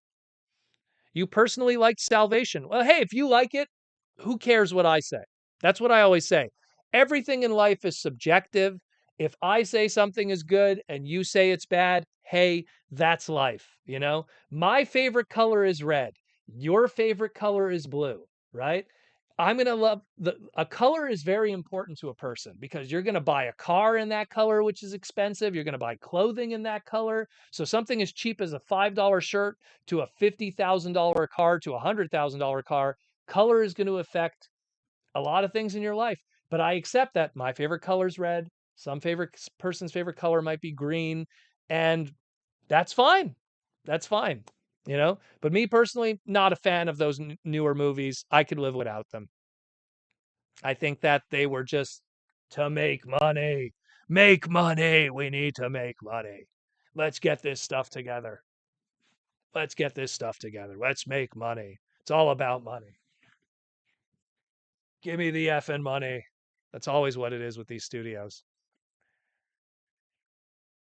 Salvation is better. Oh, I will agree that Salvation is better than three. Primarily because I don't know. I felt like Terminator 3 was trying to do what Terminator 2 did, but within the more modern, like how do you make a new villain that's better than Liquid Metal? How about Liquid Metal and a robot skeleton? And she could totally just be destroyed by a bomb, and that's it. Where T-1000 would have not been destroyed by that. And then the new catchphrase, because we need a new catchphrase. First one was "I'll be back." Second one was "Hasta la vista, baby." What's going to be the third one? Talk to the hand. Yeah, that's the problem with the third one. It was trying to do something, and it didn't do anything. I respect your perspective, bro. I'm obsessed with knowing more about the future war. So Salvation scratches it. Well, yeah, that's it. Salvation gave people what they wanted. They wanted what we saw at the beginning of the first and second movie and gave us more of that. But sometimes I feel like, sometimes not knowing is good. one of my favorite Marvel superheroes of all time is Wolverine. And I think that a big part of his appeal was not knowing his origin. And I think that that 2001, 2002 turning point with Origin, the comic, which I still enjoy, I think it's a great comic, but I think that no, the more you know, the less it's exciting. It's like Boba Fett. It's the same thing. Everyone loved Boba Fett. Oh, Butters is leaving. He's going to get food. The more we learned about Boba Fett, the less cool he was. And by the time we get Book of Boba Fett, as much as I liked Book of Boba Fett, you know, the excitement's gone. Rudy Mack, Google is Skynet. Man, everything is going to be Skynet one day. Everything's going to be Skynet. JR Mina, speaking of Terminator, anyone has watched the Terminator Zero anime? Any thoughts? I have not seen that. I have not seen the Zero anime. And Genesis is Skynet. You know what? Everything is Skynet. Everything is Skynet. Everything is like, you know what? Neuralink or whatever it's called there. People putting that stuff in their head. That might be Skynet. Who knows? I would be the last person to sign up for that. That's for sure. Guillaume, it sucks about Salvation is that they write this movie as a trilogy, but only make one movie. Was that the plan? Was they were going to do it as like a future trilogy and then it never happened? Probably due to low toy sales. I remember like when did the Salvation toys came out like a month after the movie did? I remember there was a story about that, you know? Whereas like all those toys came out after. Again, they were just trying to, we got to make that money. Got to make that money. Clark says, I literally just started watching it before the pod. Terminator Zero actually seems really cool so far. I haven't seen that one, so maybe that's cool because it's anime. Anime is always cool, I guess. Could be boring though. I don't know. I love Castlevania, but when they made that, oh, Butters, what's up? You want to come? Come here. Come here. Come here. I got all the toys in the way. You want to come here? No. You hear him? Want to come? No. Come on to the camera. Say hi to everybody. Terminator Salvation was the start of the future war. Okay, so they were planning something then. My Wi-Fi is called Skynet. Well, whatever it is. What's up? What's up, dude? What's up, dude? No. I think he wants food. He's giving me the look like, hey, bro, you were gone all day. You haven't feed me. And then you come home and you only feed me a little bit. Hmm? Uh, but yeah. How much time we got left? Oh my God, we only have 14 minutes left. 14 minutes left in the madness. In the madness that is the pod. Oh, Goober's here too. What's up, Goober? Didn't even see you.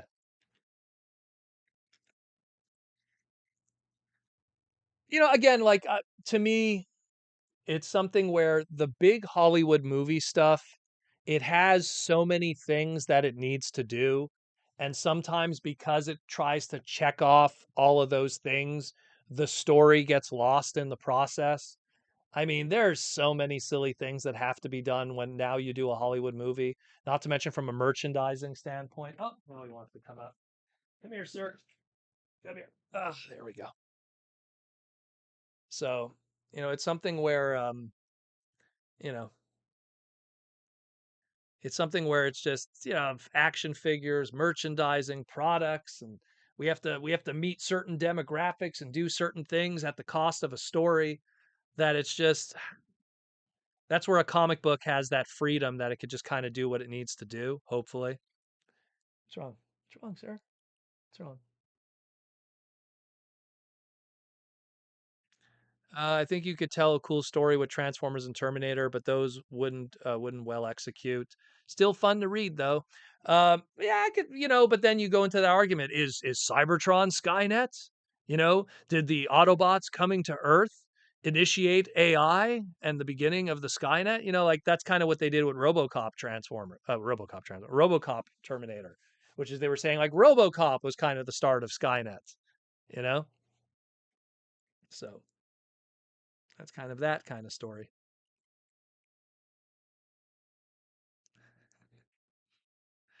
But yeah, it's, again, I feel that sometimes it's best to leave things alone. You have a great movie. Why can't it just be a great movie? You had a first one, you had a second one. If there was never anything else, I could live in that world. I can live in that world where there's only two Terminator movies and then a whole bunch of comic books of supplemental material that you don't then have to just milk a franchise and just keep it going, you know? I mean, I'm sure Linda Hamilton appreciates doing more movies because from what I heard, she didn't get paid very much for the two. So I'm pretty sure she's happy to finally make some serious coin on a big Hollywood movie. I mean, it was funny. Where was it? She was doing this thing where they were doing touring for one of the Terminator movies in South Korea, and I swear to God, I was like, here's Arnold. He's like they're doing some touring in South Korea, and they're going to Korean restaurants and doing interviews, and it looked like Linda Hamilton hasn't eaten in days, and Arnold's just like whatever, you know. And I'm like, give this woman a good paycheck, man. I feel like she's just willing to take any free food she could, you know. She was cool though. I met her at Montreal Comic Con years ago. She was chill. She was chill. Right, Butters? Oh, oh. Time of the end with the $5 super chat. Are you getting the Void Rival covers that have our boy on them? Number 15 cover A, 15 cover 1 of 50. So I have the retail incentive. I believe it was they teased it on Free Comic Book Day, and then I tracked it down online off of eBay. That's where I bought it. I have the Hot Rod cover of Void Rivals, which also signifies his first appearance in the Skybound universe. I have that one. I don't have the other ones yet, but I will track them down. I will. I go out of my way. I use eBay. It just keeps my life easy. Butters, you are just so affectionate today. What is with you? What's wrong? What's wrong, Butters? What's wrong? You gonna swing? Swing your hand, man. Want to do a high five? No? No high five? But yeah, I'm gonna track all of those down. I don't like buying all the variant covers because I mean, look, just issue one has like 30 different covers, but I will track down some of the others. I will track down some of the nicer covers. Kabuto, Lindo Hamilton has a twin sister. Hated it even more because she had to work out. Yeah, well, yeah, and she was used for certain scenes in the second movie. The scene where T1000 impersonates Linda Hamilton or Sarah Connor. That's her twin, if I remember correctly. She was used for that. Yeah, I remember reading stuff like that. It's a shame. It's a shame. Hollywood is terrible sometimes. People do these multi-billion-dollar movies that make tons of money and are like pop culture icons, and then you find out the people that starred in these movies got paid like 3 cents on the dollar. You know, terrible, absolutely terrible. You know, and you could argue, oh, like they had they had the opportunity to be in a multi-billion-dollar movie and be famous. Yeah, but when you end up finding out that after you did that movie, that the guy who was holding the boom mic probably made more money across the span of the movie than you did, that's pretty sad. You know, that's pretty sad. I think Sigourney Weaver complained about that too with the first Aliens movie. She got paid like $50,000 or something, which is crazy when you think about it. You know. And she's made her money since then. Don't get me wrong. Sigourney Weaver did well for herself, but man, that's crazy. That's crazy. Uh, Rudy Mack having difficult technical difficulties in the super chat for some reason. It won't work. I don't know, my friend.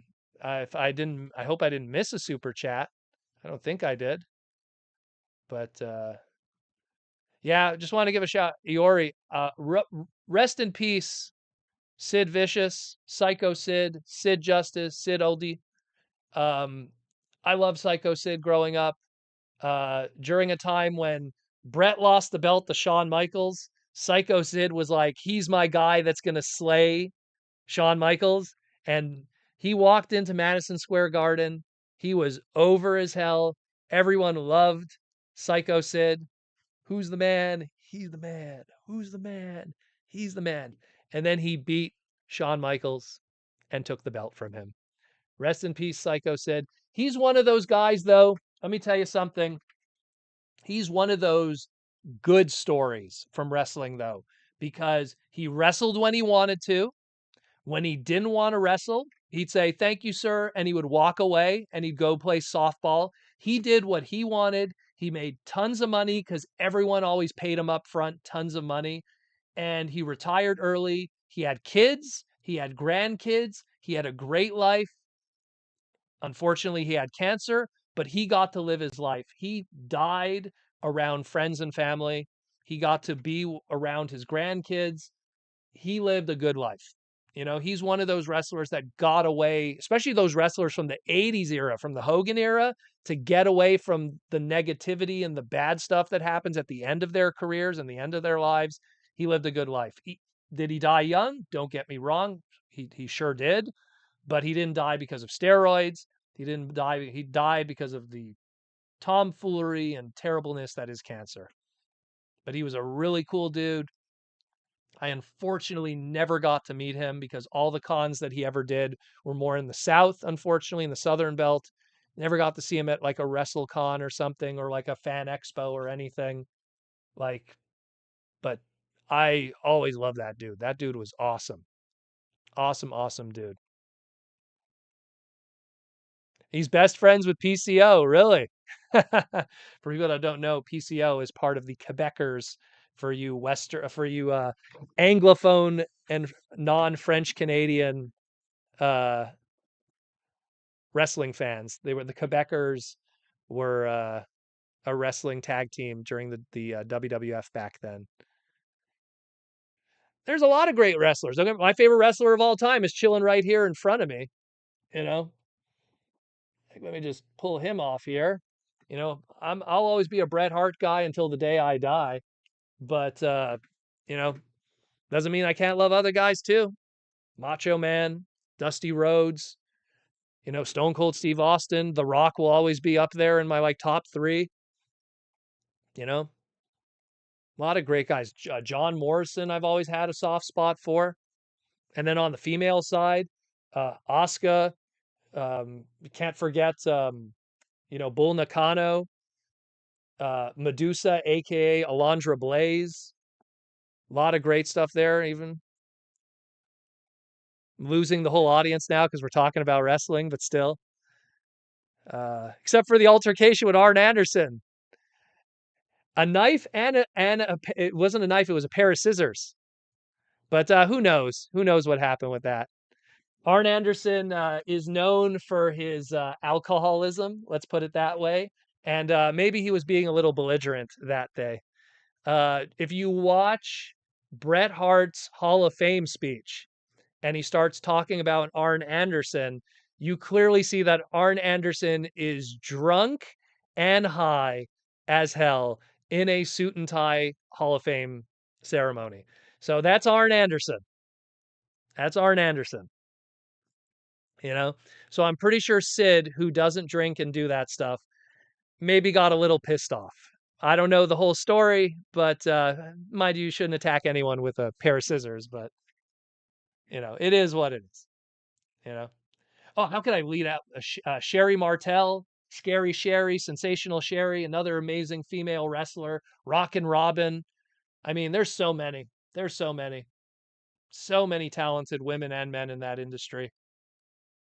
But again, Brett will always be number one. Anyone in the Hart Foundation, you know, Owen, Anvil, Davy Boy Smith, Mr. Perfect. Goodness gracious, Kurt Hennig. Good Lord. Everyone. All those guys are amazing. Bull Nakano is amazing. She owns a restaurant in Japan right now. And when I go to Japan, I'm going to try to figure out a way just to go there, just to go eat at her restaurant. Because just so I could just take a photo with her. Because that would be, you know, I always say getting photos or autographs with Japanese people, it's like Bigfoot for us as Westerners. You know, like the chances, the opportunities. Man, Jake the Snake, I got to meet him. Jake the Snake is so amazing as a human being because I did a small one-day convention in Toronto and Jake was a guest there. And Jake knew that people meeting him was so important to him, to them, excuse me. Like he recognized that. He was supposed to charge for autographs that weekend. And then halfway through charging, he just was like, you know what? Free, free. He just was like, you know what? I feel bad charging for autographs. And he was just giving them away. And he was such a cool dude. He was just like, here you go. Like he doesn't need the money. He made his money. He just wants to like to make sure that people have a good experience with him. He is tall as hell. That man, I am 6'1". That dude's got to be 6'7", 6'9". He is huge, huge. I remember when he stood up for the photo, I was like, oh damn, I forgot you come from the Hogan era. Everyone was tall then. What's up, Butters? Come here. You know? Yeah, Scott Hall, that's another one. Man, wish I got to meet him. Razor Ramon. Shh, you know? I have to, you know what sucks? Kevin Nash was at a con. He was right there. Didn't go to talk to him because Bret Hart was there, and I was all Bret Hart. Um, I gotta find an opportunity to meet Kevin Nash at some point. Any of those old NWO guys, because I got to meet Hogan. Got to meet John Morrison, got to meet The Rock, got to meet so many guys. A lot of those guys I got to meet because in the 90s, they used to do personal appearances, no charge, no autograph. They'd show up at a baseball game, they'd show up at a Toys R Us, they do autograph signings. I have a picture with the Hardy Boys with the WWF Tag Team Championships over my shoulder because like Doc Hendricks be like, "Hey, you want to take a picture with the belts?" You know? And it was all free. And then they played baseball with the CFCF 12 Hot Dogs, which was like a local, small farm league baseball team. That was a different era. Yeah, Guillaume, Comic Con 2013, he was there. And that was the same year that Bret Hart was there.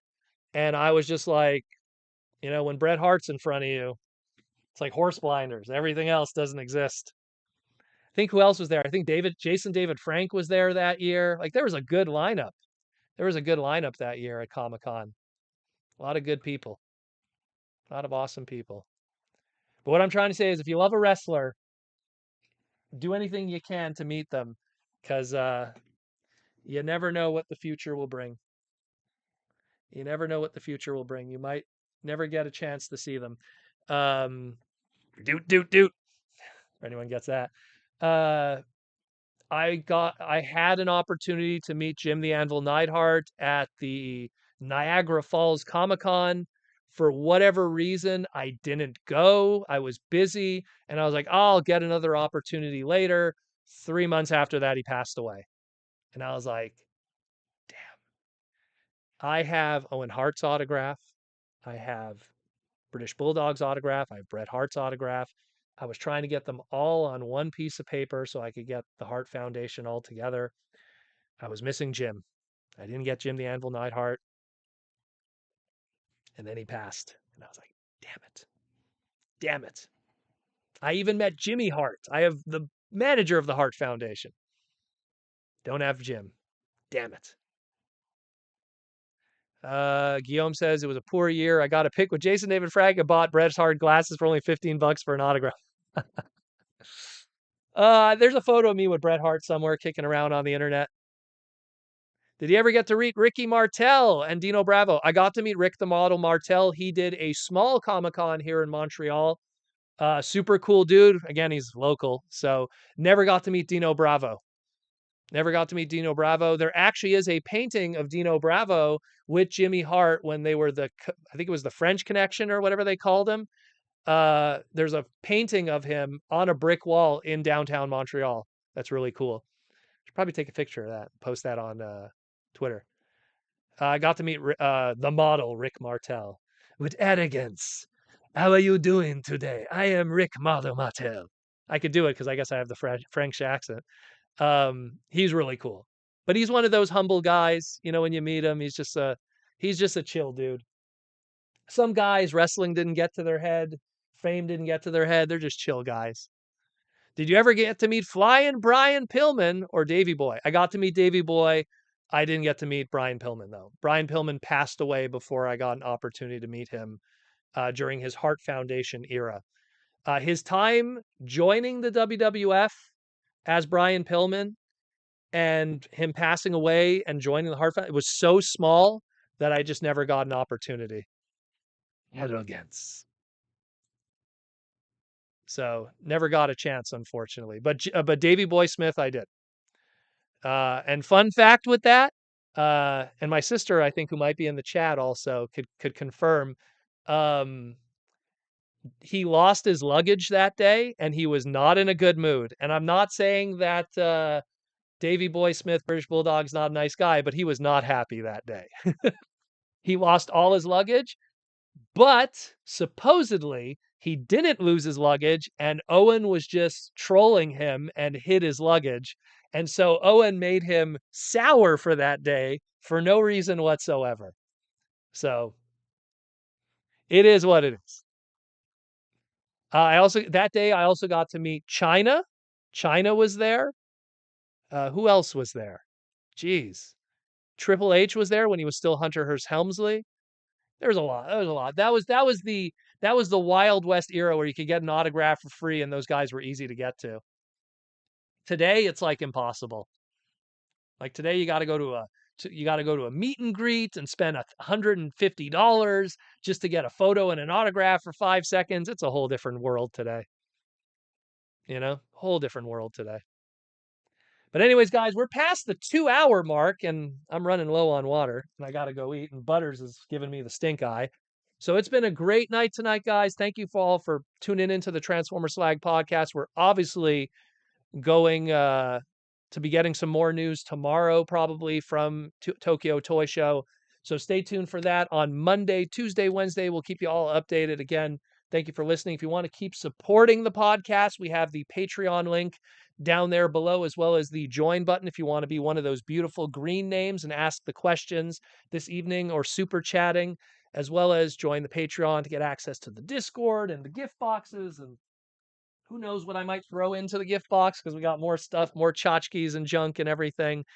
Have a great weekend, everyone. Have a great time. I love it all when I see you guys every Saturday night. I'm out of here. I'm going to go eat. I got to feed a cat. Cat is looking at me like this mother effer. This guy right here. I'm out of here. Take care, everyone. Love you all. Take care of your friends, your families, your loved ones, and enjoy the world like we always do. Peace.